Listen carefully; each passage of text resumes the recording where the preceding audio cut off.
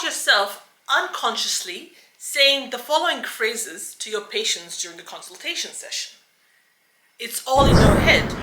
These are normal symptoms everyday people experience of your age and gender. You just have to learn to live with it. It's nothing serious, you'll get over it.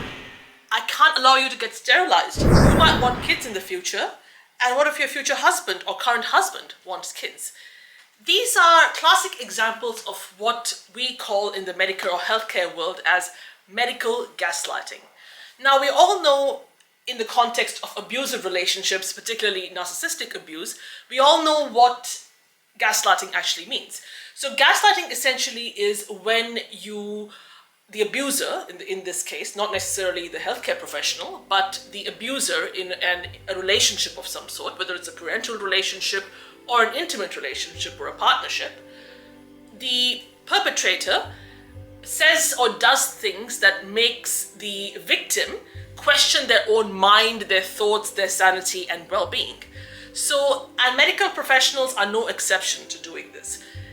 They do it unconsciously because of a lot of reasons, and I would like you, if you're a healthcare professional, and you have done it in the past, this is not to throw you under the bus, this is to get you to really reflect on why you might be, or have said that in the past. What drives you to say these things to your patients when they want to come to you for things like if they're experiencing some sort of discomfort or pain, especially in the reproductive or pelvic area for female patients. So if they come to you and say, oh, I've been having this chronic pain in my pelvic area for a very long time, was it possible for me to get tested for adenomyosis, fibroids, or endometriosis? Regardless of what the patient's age is, pretty much the knee-jerk response of a healthcare professional at the time would be, this is something that people of your age experience all the time because of either the menstrual phase or after menopausal phase. So that's just a part of life. You're probably stressed, you're probably overweight, you just need to get over it, change your lifestyle, and you'll be fine. And sometimes it's even worse. I've heard of patients being told, these are my friends, who've actually been told by healthcare professionals who show up with endometriosis that they should just have a child, and that the pregnancy and the childbirth will cure them of endometriosis completely, which is completely ludicrous. So these are the examples of what we call in the healthcare space medical gaslighting. So healthcare professionals, because they have a form of authority over patients in the sense that they've got all this knowledge, they have all this work experience, and they have all these accolades, they sort of tend to have a little bit of a superiority complex. And yes, the patient might come to them with a lot of trust and a lot of looking for answers, really. And what they do in turn is just completely shut them down, dismiss them, devalue them, downplay their whatever it is that they're experiencing, instead of actually working together with them and saying, okay, we've identified these symptoms, let's do further tests to get to the root of the problem, and let's work on a treatment plan that best suits you and your body in order for you to get to a happier and better place. And in the context of sterilization, I've mentioned this many, many, many times, including in one of my past articles, that doctors or medical professionals in general try to play God, and they will say things like, if a woman comes and says, regardless of whether she has children or not already, or whether she wants more children or not at all, the healthcare professional will just end up saying, what if your future husband wants children? You're too young to get this procedure done. What if you might change your mind years down the lane?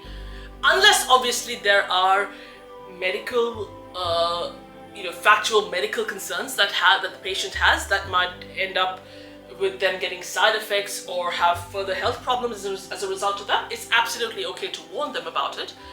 But completely shutting them down and dismissing them and just almost doing this, like they just want to hear about it, that is classic gaslighting.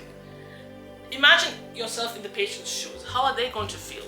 They're not going to trust you. They're going to feel completely demotivated. They're going to feel dismissed, demoralized, devalued, demented completely, and demoted, I should say, not demented.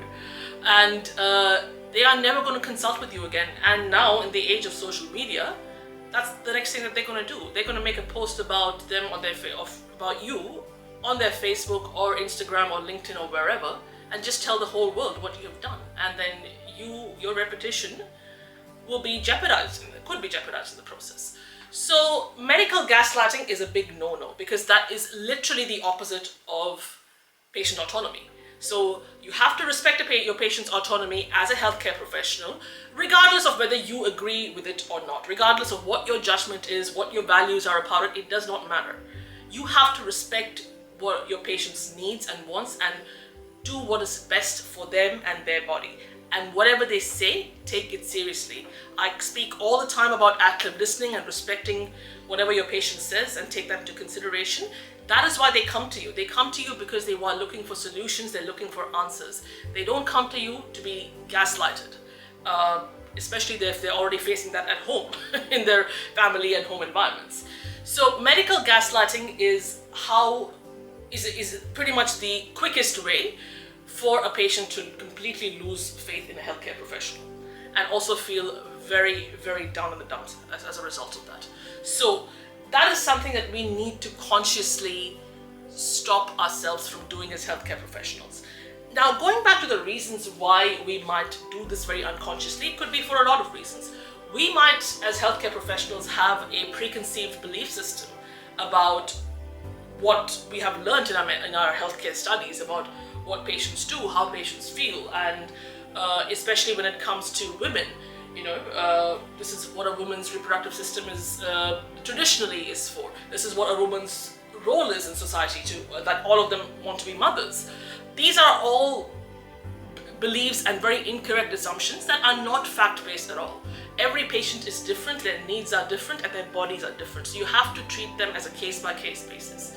So that is pretty much the summary of this video. So medical gaslighting is pretty much the antidote of the exact opposite of patient autonomy. And these are the things that you should never be doing in order to be respectful of your patients' wants, needs, and also provide them the best care and build that trust and credibility amongst your patients. So next week, we will look at what are some of the positive things that you might say in order to gain a patient's trust and build your credibility and also respect their autonomy, and how that will be beneficial for you as a healthcare professional and also for the patient, and it'll just be happy days for everybody. So just to recap, my name is Shweta. I am the founder of Healthy Dynamics. We are a coaching practice and we help healthcare professionals from non-English speaking countries improve their communication skills in order to achieve professional excellence and build better relationships with their colleagues, peers, and patients.